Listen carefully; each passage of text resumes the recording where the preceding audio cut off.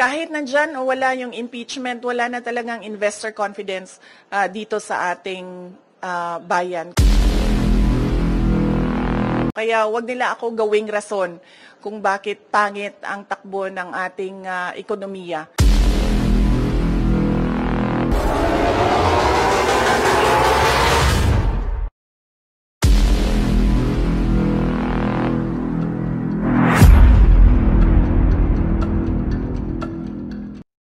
What's up mga ka-TL? Magandang araw sa ating lahat. Panibagong issue na naman ang ating pag-uusapan sa araw nito. Pero bago po tayo magpatuloy, huwag pong kalimutan mag-like and subscribe sa aking channel. Mainit na issue ngayon ang ating pag-uusapan mga kaibigan. Bakit? Kasi nga po mga kaibigan, si BP Sara pinagbintangan pala na dahilan ng pagiging pangit ng ating ekonomiya. Pero makikita natin sa video mga kaibigan kung paano ito sagutin ni BP Sara. Kaya ito na po ang ating video. You earlier mentioned in an interview na you are, ma'am, para iterate na lang yung comment nyo regarding the call for some senator judges to inhibit, specifically those daw po na who you endorsed in the 2025 midterm elections. Okay. Hindi kasi tayo pwede magpa-inhibit ng mga tao, ng mga senators, hindi kasi tayo pwede magpa-inhibit ng mga senator judges based on bias. Dahil ang posisyon lang naman ng isang tao is you are for or against, Inday Sara, no? Kung ganun ang ating basehan sa inhibition, ay dapat din natin ipa-inhibit ang mga senators na meron ding bias against Sara Duterte, no? Tulad na lang ni Senator Risa Ontiveros na in a public speech, sinabi niya na kailangan talaga, ano ba term na ginamit? Kailangan burahin or kailangan wasakin, kailangan sirain, gibain ang pamilyang Duterte. So kung ganon, na magpa-inhibit tayo based on bias, ay madaming senators ang ipapa-inhibit. Ayan po, sinabi na nga ni BP. Kung i-allow natin yung inhibit, marami ang may inhibit. Remember guys, remember po, ang isang committee o ang isang impeachment trial, kung walang quorum na mangyayari, what do you mean by quorum? Kumbaga, walang mga tao ba? Walang mangyayaring impeachment trial. In other words, mga kaibigan, sige, i-push yung inhibit na yan. Sino ba ang pwede i-inhibit natin dyan? O mga pro-Duterte na senador? Si Senator Bato, Robin Padilla, Amy Marcos, Bongo, 4 na. Pagpasok ng 28th Congress, Rodante Marcoleta, Camille Villar, 6. O ipagpalagay na lang natin na lahat ng nagboto sa motion to amend or to remand the impeachment or article of impeachment ay ipa-inhibit nila. Kumbaga, ano na kayo kasi, inhibit na kayo kasi, pabor kay ka BP eh. So in other words, para sa akin, okay sa akin yan. Welcome sa akin yung inhibit na yan. For example, mag-inhibit or pagpalagay natin 6 ang kang pro Duterte. Din mag-demand din si BP Sara ng inhibit sa kabilang kubol. Sino ang ipa-inhibit niya? Si Chis Escudero, Villanueva, si Risa Ontiveros, si Po, si Binay, o 5 na. Ilan na sila? 6. 11. 2 na lang kulang. In other words, mga kaibigan, yung demand sa mga nag-iiyakan dyan na mga anti-Duterte na inhibit na yan si Bato, si Robin Padilla, kasi nga, bias na yan sila. Actually, welcome yan. Try nyo. Sige nga. Kung matuloy ang inhibit, do you think matuloy din ang impeachment? Mas mas okay nga para sa amin yun eh. Kasi nga, kung magkaroon ng inhibit, magkaroon ng pagkawatak-watak sa mga tao dyan, mga judges dyan sa impeachment court, walang quorum na mangyayari, din walang hearing. 'Di ba? Kasi nga ang isang korte o ang isang impeachment kailangan ng minimum numbers 'yan. Kailangan ng minimum numbers to conduct official business or official hearing, ganun. 'Di ba? Kung ganyan na mangyayari, nako po. Sige, inhibit. Basta kung pa-inhibit nyo yung mga senador namin, make sure na i-allow din ang mga request namin pa-inhibit na mga mga pro-impeachment din. Din titingnan natin kung matuloy ba talaga ang impeachment. Sa pagkakaalam ko, pag walang quorum, walang impeachment. Yan ang klaro dyan.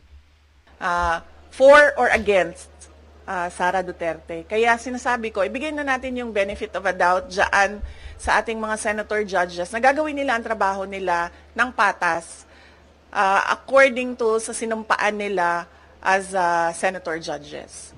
Follow-up question. The Makati Business Club and other business groups are urging the Senate to continue your impeachment trial, to convene your impeachment trial. Sabi nila, it will show accountability, it will boost investor confidence. Your response to that call of the business sector?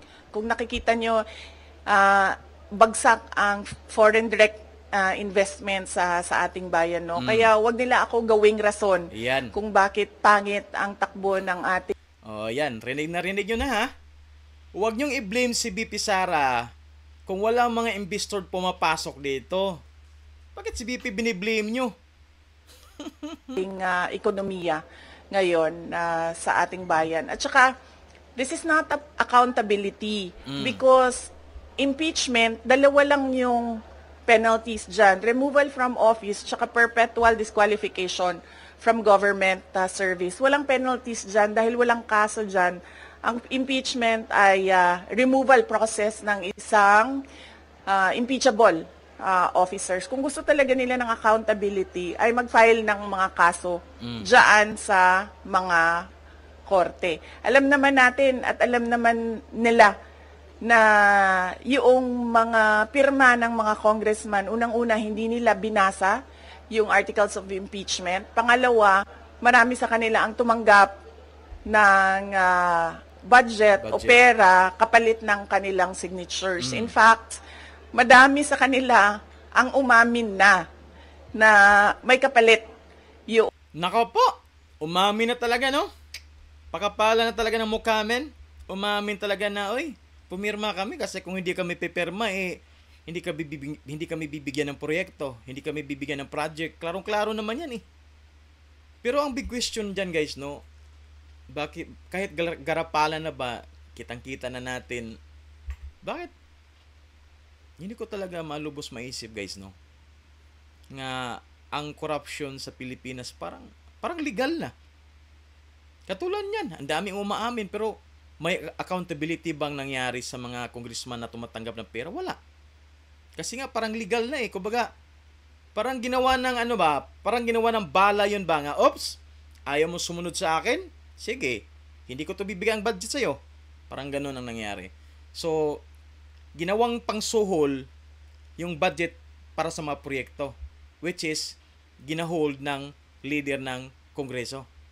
Kanilang pagpirma doon sa articles of impeachment. So if we are to talk about accountability by business groups, dapat questionin din natin kung paano ginawa yung articles of impeachment at paano pinasa yung articles of impeachment papunta doon sa Senado. Tama. Sila lang pwede magpuna. Tapos, yung giakusahan walang rights, magtanong na anong nangyari dito? Bakit ganito kabilis nangyari ang impeachment? 'Di ba? Kaya nagkaroon na nga ng motion, 'di ba? Ni-remand na yung article of impeachment doon kasi nga ang impeachment court kailangan ng clarification. Okay. Any more questions regarding the impeachment matter? Sir?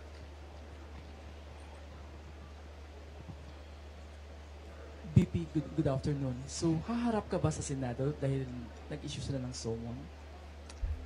Hindi ko pa kasi, sir, pagkakaalam kung kinakailangan ang personal appearance. Yun ang hindi ko alam dahil hindi ko nabasa yung summons. Yung summons namin ay nandoon sa mga abogado at sila yung magdidesisyon kung ano yung gagawin doon sa summons. Ma'am, there's a phone-in question here from the Billionaire News Channel. Comment lang po dun, they are asking your comment regarding dun sa report ng OpenAI, the mother company of ChatGPT, that the PR firm OpenAI, kung sino yung nakita sa ating last reaction video regarding sa yung anak ng may-ari ng STI, di ba? Yung sa ChatGPT AI na gumawa ng anti-Sara campaign para siraan si BP. At gumawa naman ng pro-BBM campaign. Ang lupit, di ba?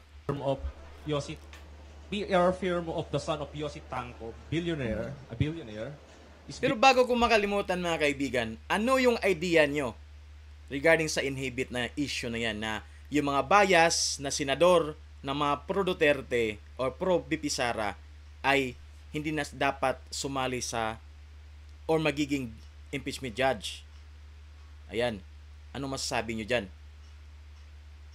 Para sa akin kasi, matuloy man yung inhibit or hindi, pabor sa atin yan. Alam niyo kung bakit? Kasi pag maraming hindi makasali sa hearing o sa trial, walang quorum mangyari, di walang impeachment. Kung wala namang matuloy na inhibit, syempre, saan bubuto yun? Syempre ka BP Sara, pabor, di ba? Kaya, matuloy ang inhibit na request ng kabilang kubol or hindi, walang problema yan sa atin regarding sa impeachment case laban ka BP Sara. behind the anti-Sara Duterte post online using ChatGPT platform. And your comment, ma'am. Oo. Actually, hindi lang yung kay Tanco, no? Ang kumpanya na nagpapatakbo ng program na anti-Sara Duterte online, anti-Duterte online, no? Meron pang mga ibang kumpanya na alam namin na ganun yung ginagawa nila at alam din namin na bayad sila. Kaya sino ngayon ang bayaran? Yun ang tanong dyan. Ayan mga kaibigan, sino nga ba ang bayaran? Nagsasabi lagi, no, na yung ginagawa sa akin ay threats, harassment, and intended to disqualify me from the 2028 presidential elections. Kasi tulad niyan, tingnan nyo, noon may TRICOM ba ang tawag noon? Tawag nung hearing, Quadcom, tapos may TRICOM for fake news and for fake news. Yes, may TRICOM na for fake news. Pero kung makikita nyo, ang mga tinawag nila doon ay mga lehitimong owners ng Facebook account using their freedom of speech and expression. Mga lehitimong social media personalities na nagbibigay ng kanilang opinion na hindi naman bawal sa batas, pero nakakalungkot kasi yung kanilang opinion pro-Duterte, pro-Sara Duterte, at yun ang iniimbestigahan. Para nangyayari kasi dyan, pag pro-Duterte na komento, fake news. Pag pro-administration, hindi fake news. Ang lupit, di ba? Di ba guys? Ang lupit talaga. Pero ang mga tulad nito, mga kumpanya na ang negosyo nila ay gumagamit ng mga program para sirain ang pangalan ng isang tao, ay hindi man lang kahit isang beses tinawag doon sa TRICOM na investigation ng House of Representatives. So yan, nagpapakita na itong lahat ay ano lang talaga, politika at harassment sa mga kalaban ng politika. Political harassment lang talaga yan. Klarong-klaro. Kalaban sa politika ng administrasyon. Hindi na yan ang galing sa amin, sir, ha? Hindi na kami nagsasalita kung anong mga panggigipit ang ginagawa sa amin. Tumatahimik na lang kami. Yung mga kaalyado namin, tumatahimik na lang. Yan talaga, tulad nung pag-amin ng mga congressman na may natanggap silang pera, kapalit ang signature, My God. yung nilabas ng OpenAI na isang kumpanya na involved sa paninirang puri ng mga tao ay hindi galing sa amin, galing na sa universe. Para lang ipakita sa mga tao na kung anong ginagawa ng administrasyon. Puro politika, walang trabaho. At ngayon, gusto pang Oy, rinig nyo yun ha? Puro politika, walang trabaho. Meron, madami. Kinuntin ko pinost ko pala sa sa community ko. Naging BP Sara, carpenter na. Nalupit na. Nag-level up. Nag-carpenter na.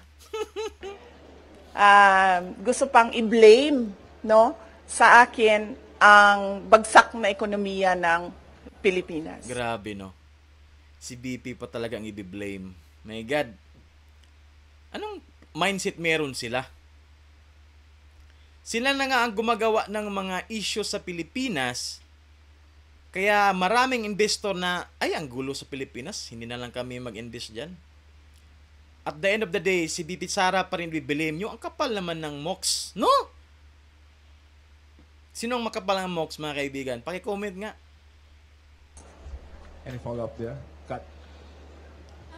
Do you intend to file cases against that company? Hindi na, ma'am. Sobrang napahiya na siya doon nung nila. Wow. Kita nyo, guys. Kung iba ang inano niyan, ginawa na ganyang issue, file na agad dyan, sigurado. Pero si BP, I don't care. Napahiya na siya. There's no need for me na mag-file ng kaso. Pahiya na yun. Goods na yun. Okay na. Diba? Ganyan ka open-minded talaga ating Vice President, mga kaibigan. Hindi yung tipong pinitik, aaray agad, rereklamo agad. Siya hindi. Kung tutuusin mo, mga kaibigan, malaking issue yan. Malaking issue yan kasi nga, broad website, sisiraan ka. In other words, kahit saan makarating, pwede buong mundo. Di ba? Kasi nga, Wi-Fi, social media, internet. Pero ka-BP, wala. Chill lang. Labas yun ng AI. I mean, nasaan na yung credibility mo as a service provider nung sinabi na ganyan yung negosyo mo. So, ano pang point na kasuhan ko siya? Nakakahiya na yung napahiya na siya doon sa nangyari. At nakita ng buong mundo yung kahihiyan na ginawa niya. Ma'am, just speaking of... Tsaka aside from that, gumawa na nga sila anti-Sara campaign. Pero despite sa mga paninirang yun, ang taas pa rin ng rating ni BP Sara. In other words, yung black propaganda nila, wala. Hindi umubra sa galing ni BP Sara. Of AI, meron pong video ngayon na shinare daw si Senator Bato and si Vice Mayor Baste claiming na it's an artificial intelligence generated AI in support of you. Your comment po doon sa nangyaring pag-share daw po di umano nung AI generated video. Wala namang problema siguro sa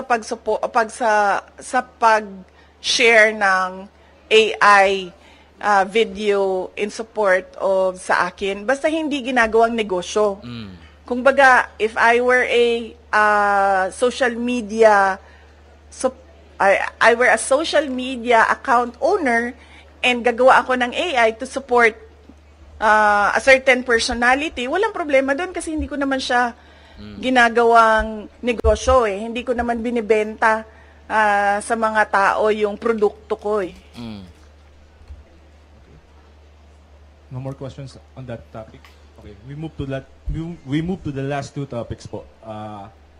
ICC, Kat, or Arjil? Arjil. Ma'am, good morning again, ma'am. Any update, ma'am, with regards dun sa isang state party ng ICC na willing daw mag-adopt kay FPRD na in a case mag-grant yung request for interim release? And any update po dun sa request for interim release ng Defense Counsel? Oo, yung request for interim release ay nasubmit na ng Defense Counsel ni dating Pangulong Rodrigo Duterte. Nakalagay yon sa website ng ICC, accessible yon sa ating lahat, at makikita natin doon kung ano ang mga pinagbasehan ng request for interim release, ano yung mga justification at explanations ng defense team ni dating Pangulong Duterte sa interim release. Merong mga redacted portions doon dahil naisip ng defense team na kailangan maging confidential yung ibang impormasyon doon. Pero yun ay available naman sa prosecutors, sa judges, and ang pagkakaalam ko, available din siya doon sa representatives ng mga biktima. Yun lang yung, kung ano yung nalalaman natin lahat sa publiko, yun lang din yung maibigay ko sa inyo na information. Yung iba pa ay kailangan tanungin at sagutin na ni Attorney Nicholas Kaufman. Ma'am, any update dun sa oath-taking ni FPRRD? Or any case, ma'am, before ba ng June 30 possible na ma-release na si FPRRD? Nakikita Uy, bago tayo magpatuloy mga kaibigan, nag-leave pala si Senator Robin Padilla sa PDP as president. Pero wala akong idea. Wala akong idea mga kaibigan. Ano ka ang rason? Sino may idea dyan? Paki-comment guys. niyo pa yung possibility na gano'n, ma'am? June 30, Apo. wala kasing binigay na timeline. Walang binigay na timeline yung lawyer. Pero lagi niyang sinasabi, we are hoping that it will be granted the soonest possible time. Yan yung lagi niyang sagot kapag tinatanong siya about interim release. Doon sa oath-taking, hindi ko alam kung ano yung discussions niya. Iba din ng mga abogado ni dating Pangulong Duterte sa oath-taking niya. Mga Filipino lawyers, kausap niya at nag-aasikaso ng kanyang oath-taking. Ma'am, you have any idea dun sa non-filing daw po ni FPRRD nung kanyang sources sa COMELEC? Baka may discussion kayo with the local lawyers niya po. Ang pagkakaalam ko ay kailangan ng oath yun. At hindi sila ata makapag-file kasi walang oath. So ang ginawa ng lawyer ni dating Pangulong Duterte ay nagrepresenta siya para kay dating Pangulong Duterte doon sa COMELEC. Last two questions. Sige, ma'am. VP, good afternoon po. Doon po sa case po ni FPRD, alam mo ba natin, ma'am, kung nag-file na po ng motion to respond ang prosecution with regards po doon sa request po ni former president po ng interim release?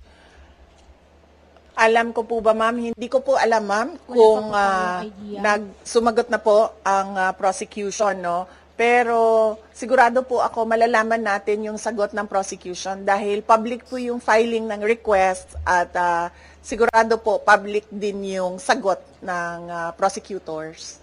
Follow up po, ano po ang reaction po natin doon po sa request po ni FPRD with regards to the interim release? Ang sa akin lang naman is makakabuti talaga sa kanya yun, ma'am, dahil 80 years old na siya at hindi lahat ng pangangailangan ng 80 years old ay nabibigay ng ICC detention unit. Yan.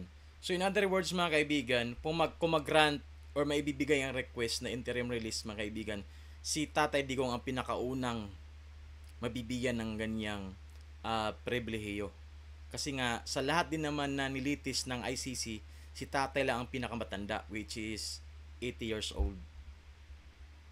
Dahil siya din ang kauna-unahang ICC detainee na ganun ang edad, na medyo hindi lang siya senior, super senior na siguro ang tawag sa kanya, ma'am, dahil 80 years old na siya.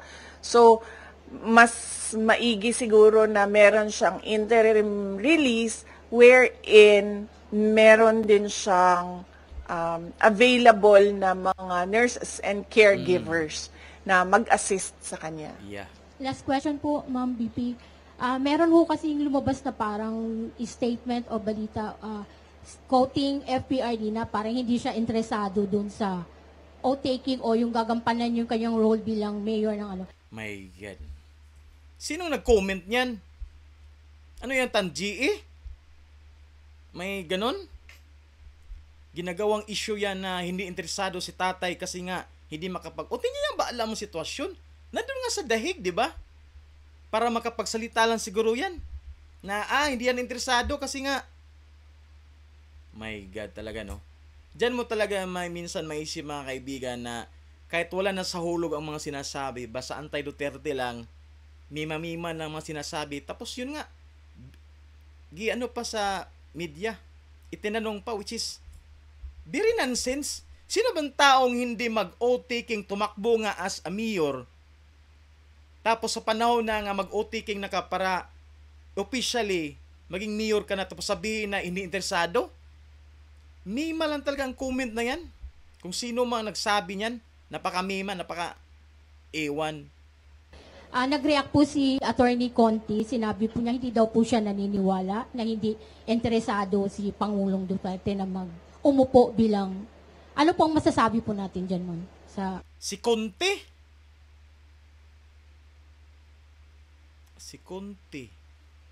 Parang si Conte ang magandang pangalanan ng Princess Fiona, hindi si BP. Sino nakakilala ka Conte dyan? Tingnan nyo siya. Kulayan nyo ng green. Tapos si BP pangalan nyo ng Princess Fiona. Try nyo. Kulayan ng green si Conte. Princess Fiona, yun ang totoong Princess Fiona.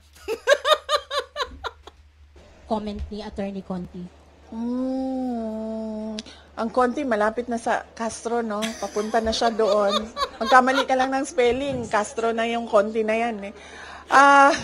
Castro. Si Castro, shout out.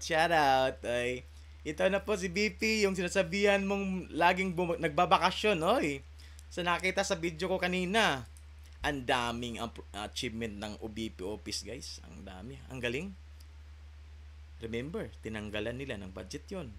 Pero ang lupit pa rin ng achievement. Grabe. Nakakabilib talaga ang utak ng ating Vice President, mga kaibigan.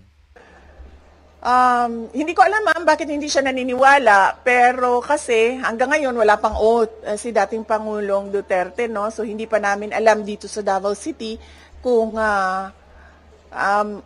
mag-oath ba ang pinili namin na mayor ng Davao City. So on that note, yun lang ang pinagbabasehan namin. Sa ngayon, hindi siya uupo kasi wala pa siyang oath. Antayin natin siguro until June 30 kung may oath o wala si dating Pangulong Duterte. Ang mangyayari dyan, mga kaibigan, kasi masakit pa rin sa heart ng kabilang kubol. Bakit? Either maka-out si Tatay Digong or ma-disqualified si Tatay Digong. Sino bang Vice Mayor? Si Baste. Din Duterte pa rin ang may hawak sa Davao City. Kaya mga kabilang kubol, tumahimik na nga lang kayo. May gulay. Duterte. Next question, Ms. Ruth. Okay, thank you, sir. VP, nagkausap na ba kayo ni Attorney Guanzon? Kasi parang sa mga post kasi niya, she's very willing to act as your spokesperson. Yes, oo. Nag-comment na rin ako na nagpapasalamat ako sa pagtulong at suporta ni Attorney Rowena Guanzon. Pero sa ngayon kasi kung napansin niyo, walang spokesperson ng Office of the Vice President o kahit ako man. Kaya hindi ko rin masagot yung tanong about sa spokesperson dahil matagal na kami walang spokesperson. Oy, speaking of Rowena Guanzon, mga kaibigan. Speaking of Rowena Guanzon. Ito po, may ipapakita po akong video regarding kay Rowena Guanzon. Wait lang, mga kaibigan. Ito na po yung image na sinabi ko regarding ni Rowena Guanzon. Ito na po. Si Attorney Rowena Guanzon may pinatamaan si Risa Hontiveros. Anong sabi niya? Nagsenador kayo tapos umaasa kayo sa bulong ng mga staff nyo para magbukhang bright. Ting! Kahit hindi naman talaga. Nakakahiya. Yan po ang komento ni Rowena Guanzon regarding kang Risa Ontiveros. Wherein napag-usapan na nga baka kukunin si Atty. Rowena Guanzon as spokesperson ni VP Sara. Di ba? Ay gulay. Okay, tuloy natin. Hindi na papag-usapan sa Office of the Vice President ang magkaroon ng spokesperson. Thank you, ma'am. Second po, Ano lang yun, joke lang yun. si Mayor Baste, Pero yung sinabi ni Rowena Guanzon kang Risa Ontiveros, totoo talaga yun. Hindi yun joke. inappoint siya as president ng PDP Laban. Napag-usapan ba sa family, VP? Hindi. Ngayon ko lang, actually kanina pagbigay sa akin ni JC nung information, doon ko lang nalaman na inappoint siya as acting president ng PDP. Yan nga guys. Ito ang hindi ko alam guys. Sino may idea dyan? Paki-comment nga, ano ang dahilan bakit nag-leave si Senator Robin Padilla sa pagka-presidente ng PDP Laban? Big question. Wala akong idea. I think mayroon na bang news? May pronouncement na ba si Senator Robin? Parang wala pa. Paki-comment po kung meron na kayong or may link, may interview. Kung sino mang may alam, paki-comment po. Laban. At hindi kasi ako member din hanggang ngayon ng PDP Laban, kaya hindi ako makakomment kung ano yung desisyon ng partido with regard to their internal matters. Are you expecting, upon Baste's assumption as acting president ng PDP, are you expecting that she will invite you as part of the PDP? Matagal na ako in-invite, ma'am, sa PDP na nandito pa si dating Pangulong Rodrigo Duterte. Last year, July, nung nag-resign ako sa Department of Education, inibita na ako ni dating Pangulong Duterte. At sinabi ko sa kanya na pag-iisipan ko, pero hanggang ngayon, wala pa akong decision, ma'am. Mainly because nakita niyo naman yung nangyari sa akin, ma'am, di ba, no? So, parang ayaw ko nakausap yung mga politiko. Lalong-lalo na pag magkasama kami sa isang grupo. So, wala naman, I have nothing against everyone. In general lang sa akin. At mas gusto ko yung ganito ako, yung sinasabi ko lagi na I'm single and ready to mingle in terms of politics. Kesa sa yung nakatali ka sa... Ayan. Sino mga single dyan na willing to mingle? Ayan. Gayahin yung si VP Sara. Single and willing to mingle kahit sino. Kasi nga wala naman siyang grupo. My God, si VP talaga ang lupit. Joker na. Brilliant pa. Magaling pa. Grabe. Nasa kanya na talaga guys ang katangian bilang isang presidente. Kaya starting today until 2028 guys, please, yung mga kadidiis natin dyan, mga pro-Duterte dyan, push na natin si VP Sara. Loob ng isang grupo. So, hanggang ngayon, ma'am, wala pa akong desisyon kung papasok ako ng PDP. Last question, Kat.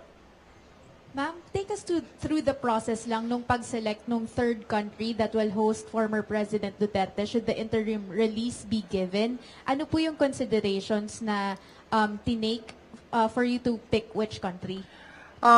Hindi ko alam eh. Kailangan si Attorney Nicholas Kaufman ang sumagot noong tanong na yan para comprehensive yung sagot niya kung paano umabot na merong request for interim release at merong country na nakausap. Pero paano po ba yun? Parang binigyan ng choices yung family or may isang choice lang po? Walang binigay na choices sa family at walang tulong siya galing sa ICC. Lahat ito ay tulong lang galing sa grupo ni dating Pangulong Rodrigo Duterte. Okay, thank you, ma'am. Thank you. Ayan, yun na nga po mga kaibigan. Ang lupit ng mga sagot ni VP Sara sa mga isyong ibinato sa kanya. Pero ang pinaka controversial talaga doon na issue na ibinato ka VP Sara guys ay yung impeachment trial daw ang rason kung bakit nasira, naging pangit ang ating ekonomiya.